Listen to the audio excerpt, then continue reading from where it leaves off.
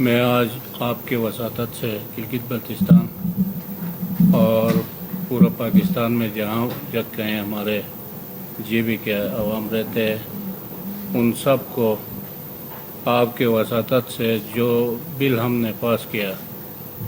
اس کے حوالے سے کچھ باتیں میں کروں گا، اس کے بعد تفصیلی بات امجد صاحب کرے گا۔ ہم نے اس بل کو بنانے کے لیے محسوس کیا کہ گلگت بلتستان کا عوام کا یہ 30-40 سالوں کا ایک درینہ مطالبہ تھا کہ ہمارے زمینوں کے اوپر گلگت بلتستان کی حکومت یہاں کا ایک کالا قانون جس کا نام تھا خالصہ سرکار، وہ لاگو کر کے جو ان کی مشترکہ زمینیں تھے اس کو ان کی حقوق نہیں دیا جاتا تھا۔ سابقہ حکومتوں نے بھی کوشش کیا اس بل کو پاس کرنے کے لیے اور کمیٹیاں بھی کیا، لیکن مختلف وجوہات پہ وہ اس بل کو ٹیبل کرنا اور پاس کرنے میں ناکام ہوا۔ پچھلے الیکشن میں پاکستان پیپل پارٹی کا ان کے الیکشن کے منشور میں شامل تھا کہ انہوں نے گلگت بلتستان میں حق ملکیت دینے کا وعدہ بھی کیا تھا، اور اس پہ انہوں نے کافی حد تک عوام کو کمپین بھی کیا۔ جب ہمارے حکومت بننے کے بعد 2020 میں خالد خورشید صاحب وزیر اعلیٰ تھا، امجد صاحب نے ایک بل یہاں پہ اسمبلی میں ٹیبل کیا اور اس بل کو سسٹم میں لا کے پاس کرنے کے لیے وہ ماحول نہیں بنا۔ بہرحال اس نے اپنا انداز میں جو کرنا تھا کیا، لیکن وہ ماحول نہیں بنا۔ جب میں سی ایم بنا تو میرے ساتھ پاکستان پیپل پارٹی، مسلم لیگ نون، جے یو آئی اور ہمارے جو اسلامی تحریک، یہ تمام پارٹیاں مل کے، اور ہم نے جو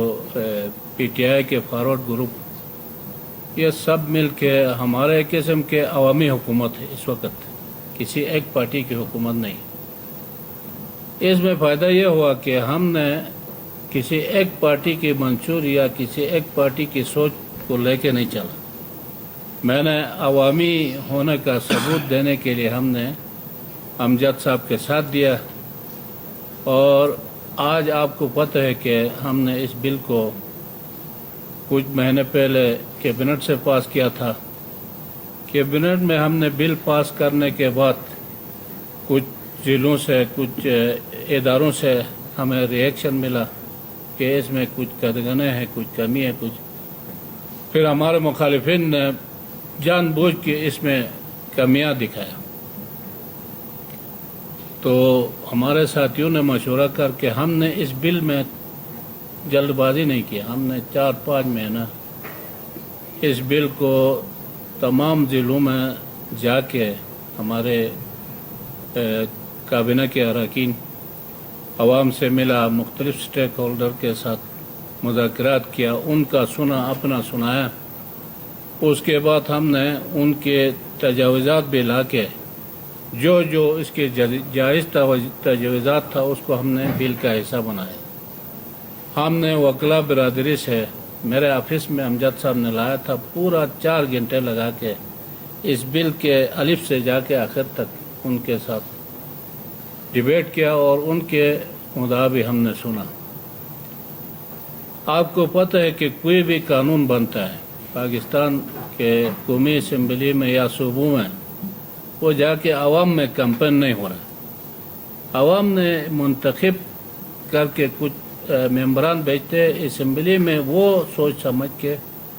کوئی قانون بناتا ہے، وہ اچھا ہو یا برا ہو، بہرحال وہ چلتا ہے۔ لیکن ہم نے یہ اس لیے کیا کہ ہم عوام کے ایک بہتر مفاد کے لیے ایک کام ہم کرتے تھے، تو کچھ یہاں کے مافیا کے لوگ اور کچھ مفاد پرست لوگ